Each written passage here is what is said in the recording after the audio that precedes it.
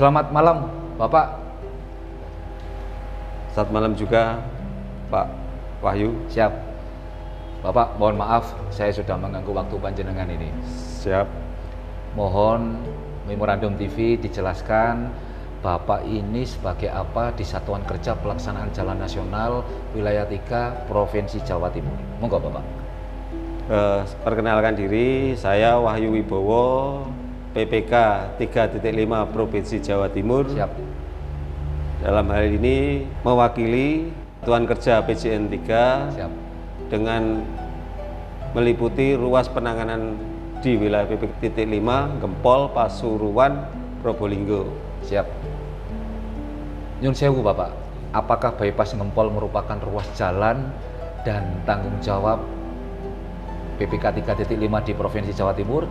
Karena ditengarai ruas jalan bypass Gempol ini sering terjadi kecelakaan yang diakibatkan kondisi jalan berlubang atau rusak dengan masih ikutnya pada jalan exit tol pada masa lampau.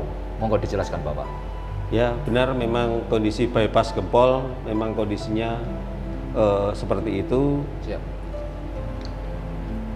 Dalam keadaan kondisi rusak dan bergelombang. Itu setelah pembangunan sampai hari ini belum ada penanganan secara berkala. Siap. Bapak, apakah kami bisa diberi suatu penjelasan? Bapak ini sejak kapan ruas jalan tersebut menjadi ruas jalan nasional? Monggo Bapak. Untuk ruas jalan bypass Gempol itu telah terbit SK dari Menteri.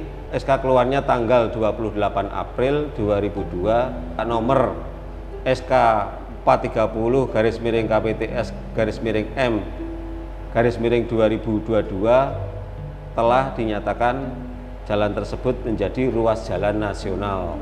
Tentunya dikerjakan di bawah Satuan Kerja Pelaksanaan Jalan Nasional Wilayah 3 Provinsi Jawa Timur. Ya. Panjenengan selaku PPK yang bertanggung jawab. Begitu Bapak ya? Ya. Siap. Selanjutnya Bapak, selama ini apa yang panjenengan lakukan? Untuk penanganan di wilayah jalan bypass Gempol di tahun 2002 telah kami lakukan penambalan lubang, patching maupun pengecatan median. Siap.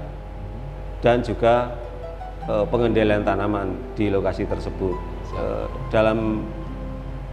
Di tahun ini memang kita dianggarkan yang sangat terbatas sekali. Sangat terbatas. Siap. Bapak ngapunten, kedepannya langkah-langkah apa yang harus Bapak ambil atau Bapak lakukan, karena sesuai tupoksi panjenengan sebagai pejabat pembuat komitmen dan bertanggung jawab pada ruas jalan Gempol atau bypass itu. Monggo Bapak.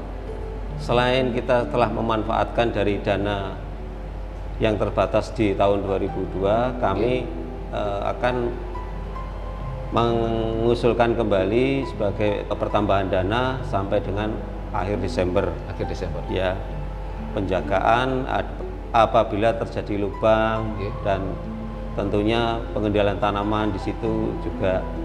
Selama ini kita juga melakukan peringatan dini terhadap pengendara lalu lintas di jalan bypass Gempol apabila terjadi banyak lubang dan memang jalan kondisinya juga bergelombang. Jadi kita pasang rambu-rambu peringatan di titik-titik tertentu. Siap. Di situ. Itu sudah dilakukan mulai awal tahun ya Bapak ya? Alhamdulillah sudah kita lakukan di situ. Untuk rambu-rambu peringatan kepada masyarakat ya? Baik, siap, sudah kita lakukan. Siap. Okay. Sebagai peringatan kepada masyarakat yang melalui jalan tersebut. Siap. Bapak Wahyu Wibowo, apakah kami bisa diperjelas lagi untuk tahun depan di tahun 2023? Mestinya di ruas jalan bypass Gempol itu mendapatkan suatu perhatian khusus dari pihak pemerintahan melalui PPK 3.5 Provinsi Jawa Timur. Monggo Bapak. Baik, untuk tahun 2023 Siap.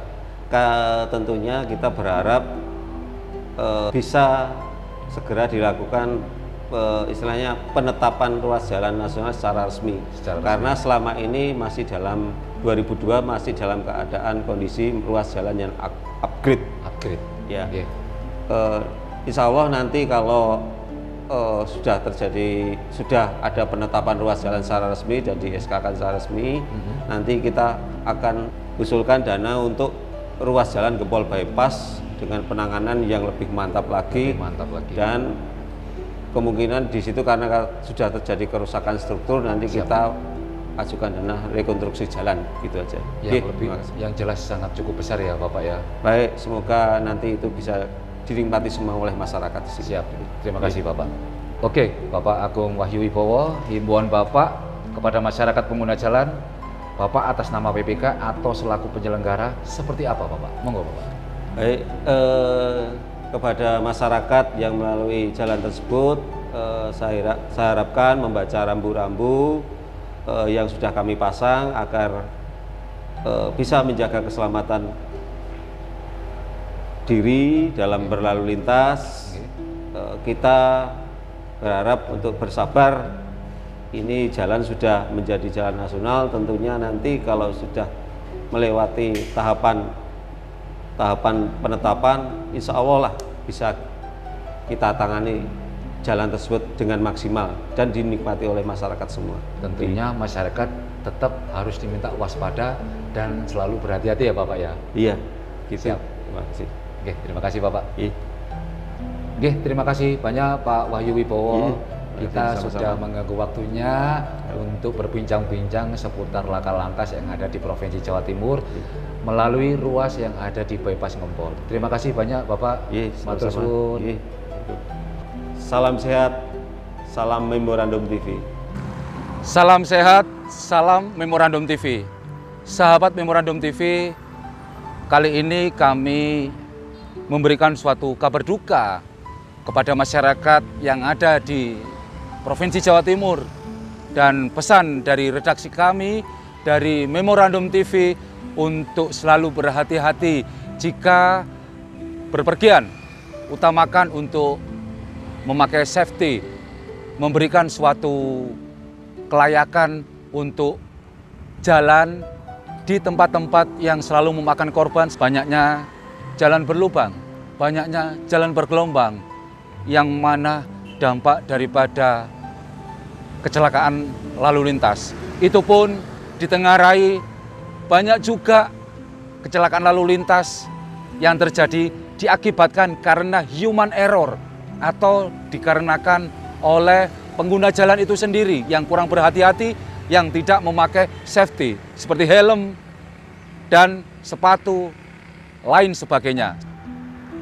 Kepala Satuan Kerja Pelaksanaan Jalan Nasional Wilayah 3 Provinsi Jawa Timur, Bapak Haji Adi Rosadi, STMT, sudah kami konfirmasi. Beserta pejabat pembuat komitmen di PPK 3.5 Provinsi Jawa Timur, yang mana PPK 3.5 Provinsi Jawa Timur ini dijabat oleh Bapak Wahyu Wibowo ST, yang mana beliau bertanggung jawab menangani ruas jalan Gempol, Pasuruan beserta Probolinggo. Berdasarkan kejadian kecelakaan lalu lintas yang ada di ruas bypass Gempol, telah terjadi kecelakaan lalu lintas antara mobil box Nopol N8907 YH dengan sepeda motor Honda Supra Fit warna hitam. Nopolnya ada di H3215 VT. Kejadian laka lantas atau kejadian kecelakaan tersebut terjadi pada hari Jumat 26 Agustus tahun 2022 sekitar pukul 14.10 waktu Indonesia Barat. Kecelakaan terjadi pada ruas jalan yang ada di bypass Gempol, tepatnya di perempatan ruas jalan Karangbangkal Desa atau Karangrejo, Kecamatan Gempol, Kabupaten Pasuruan, yang persis berada di belakang saya. Bisa dilihat apa yang sudah terjadi pada tanggal 26 bulan Agustus di tahun 2022, sore hari itu atau petang hari, ya, di mana di belakang saya ini telah terjadi kecelakaan yang mengakibatkan hilangnya nyawa seseorang. Korban pengendara sepeda motor tersebut sudah dalam kondisi meninggal dunia. Dan berdasarkan kartu identitas atau KTP yang dimiliki oleh korban, Muhammad Karor, alamatnya yang ada di Dusun Cangkring, Desa Karangcentan, Kecamatan Kuanyar, Kabupaten Pasuruan, pihaknya telah meninggal dunia. Tidak lama kemudian, mobil ambulan datang dengan petugas Lantas Polsek Ngempol dan membawa korban ke Rumah Sakit Bayangkara Watu Kosek untuk dilakukan otopsi. Harian memorandum berkonfirmasi di pos unit Lantas Polsek Ngempol pada hari Minggu hari ini, di tanggal 28 bulan Agustus tahun 2022, tepat pada pukul 15, dengan ditemui oleh Bapak Bribka M. Zaini Arwani SH, bahwa dibenarkannya adanya kecelakaan lalu lintas yang mengakibatkan seseorang telah meninggal dunia pada Jumat 26 Agustus tahun 2022, tepatnya pada 15.32. Kemudian tim medis Rumah Sakit Pusdik Watu Kosek atau Rumah Sakit Umum Pusdik Watu Kosek membawa jenazah korban laka lantas tersebut untuk dilakukannya otopsi jenazah. Pihaknya sopir yang terlibat kecelakaan naas tersebut ini sedang diamankan di Polres Pasuruan untuk dimintai keterangan, ungkap Bribka Muhammad Zaini Arwani SH. Bribka M. Zaini Arwani SH mengatakan kepada memorandum untuk lebih jelasnya bisa dikonfirmasi langsung dengan Kanit Laka Lantas yang ada di Polres Pasuruan, Ibda Hanafi SH, di hari Senin. Memorandum juga diberi kronologi atas terjadinya laka lantas tersebut oleh petugas piket pos unit laka lantas Polsek Ngempol tentang adanya proses penyidikan yang dilakukan oleh Polres Pasuruan. Kami juga memantau kondisi yang sebenarnya atas kejadian laka lantas tersebut dan mendalami untuk berinvestigasi bahwa pada ruas jalan nasional Gempol Bypass yang ada di belakang kami ini sering kali terjadi kecelakaan lalu lintas yang diakibatkan kondisi jalan berlubang dan bergelombang. Akibat dari jalan berlubang dan bergelombang sering memakan korban laka lantas. Di lain pihak, memorandum juga mengkonfirmasi pada pejabat pembuat komitmen di 3.5 Provinsi Jawa Timur oleh Mas Wahyu Wibowo ST menjelaskan kepada kami, memang Jalan Gempol Bypass saat ini sudah masuk dalam SK Jalan Nasional pada tahun 2012. SK nomor 430 garing KPTS garing huruf M garing di tahun 2022 pada tanggal 28 April. Tetapi penetapan upgrade dan penetapan dalam penanganan masih belum keluar. Di tahun sebelumnya, Jalan Gempol Bypass merupakan jalan non-status. Dikarenakan masih dalam surat penetapan upgrade belum keluar, pihak PPK 3.5 Provinsi Jawa Timur hanya bisa menangani secara swakelola, pembersihan tanaman, pengecatan median, patching, dan dengan dana terbatas. Selain itu, pada ruas jalan tersebut sudah diberikan rambu-rambu peringatan oleh PPK 3.5 yang ada di Provinsi Jawa Timur, Mas Wahyu Wibowo ST MT, sehingga para pengendara harus bisa lebih berhati-hati dan waspada untuk berkendara di ruas tersebut. Karena disinyalir ruas yang ada di Bypass Ngempol Pasuruan ini banyak bergelombang dan berlubang. Pada saat ini masih proses untuk pengajuan penambahan dana yang rencananya akan digunakan untuk menangani patching di ruas Gempol Bypass ini. Jika tahun depan, di tahun 2023, surat penetapan sudah ada, maka kami bisa mengusulkan untuk penanganan secara maksimal, yaitu penanganan rekonstruksi jalan pada ruas Ngempol Bypass yang ada di belakang kami ini. Pada ayat 4, untuk penyelenggara jalan yang tidak memberikan tanda atau rambu-rambu pada jalan yang rusak dan belum diperbaiki dapat dipidana dengan pidana penjara paling lama 6 bulan atau denda paling banyak ada di 1,5 juta rupiah. Masyarakat pun demikian. Apabila masyarakat melakukan perbuatan sesuatu yang telah menyebabkan rusaknya fungsi jalan, juga ada undang-undangnya dan bisa dan dapat menjeratnya di pasal Undang-Undang Lalu Lintas dan Angkutan Jalan. Sebaiknya harus tetap waspada dan diminta untuk selalu berhati-hati dalam beraktivitas di jalan raya dan selalu memakai safety riding dan tentunya selalu taati rambu-rambu lalu lintas yang ada di jalan. Salam sehat, salam Memorandum TV. Assalamualaikum Bapak Kunaifi. Waalaikumsalam warahmatullahi wabarakatuh, Mas Wahyu. Siap, terima kasih banyak sudah diterima dengan baik Bapak. Iya, sama. Siap,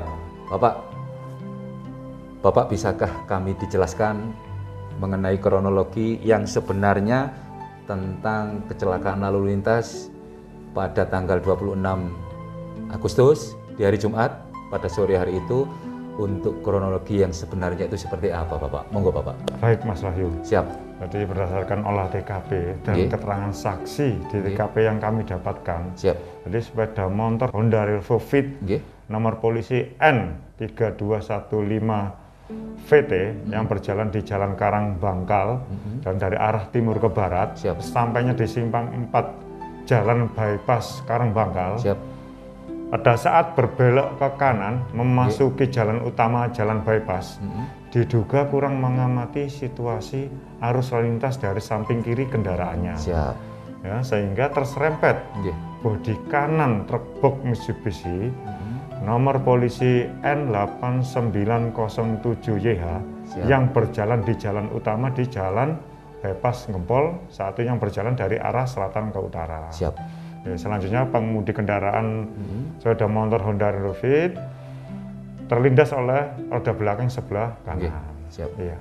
Bapak, apakah pihak penyelenggara jalan atau PPK di 3.5 Provinsi Jawa Timur sudah mengetahui dan berkoordinasi terkait laka lantas tersebut, Bapak? Monggo, Bapak. Oke. Kami sudah berkoordinasi dengan penyelenggara jalan, sudah berkirim surat dan memberikan jawaban. Di antaranya yang pertama, memang Jalan Gempol Bypass saat ini sudah masuk SK Jalan Nasional tahun 2022. Siap. Akan tetapi penetapan upgrade dan penetapan dalam penanganan masih belum keluar. Siap. Di tahun sebelumnya Jalan Gempol Bypass merupakan jalan non status. Siap. Nah, nomor 2 jawabannya dari penyelenggara jalan, dikarenakan masih dalam surat penetapan upgrade belum keluar, pihak PPK 3.5 Jatim hanya bisa menangani secara swakelola. Nah, jadi seperti pembersihan tanaman, pengecatan median, patching dengan dana terbatas. Dan yang ketiga, selain itu pada ruas tersebut sudah diberikan rambu peringatan jalan berlubang dan bergelombang, sehingga para pengendara bisa lebih waspada dalam berkendara di ruas jalan tersebut. Siap. Bapak Kunaifi, bisakah kami dari Memorandum TV dijelaskan kewajiban hukum bagi penyelenggara jalan? Oke, Mas Wahyu. Jadi penyelenggara jalan mempunyai kewajiban hukum, ya, yang dimiliki oleh penyelenggara jalan itu merupakan kewajiban yang ditanggung oleh hukum berdasarkan pasal 24. Undang-Undang Nomor 22 Tahun 2009 tentang Lalu Lintas dan Angkutan Jalan.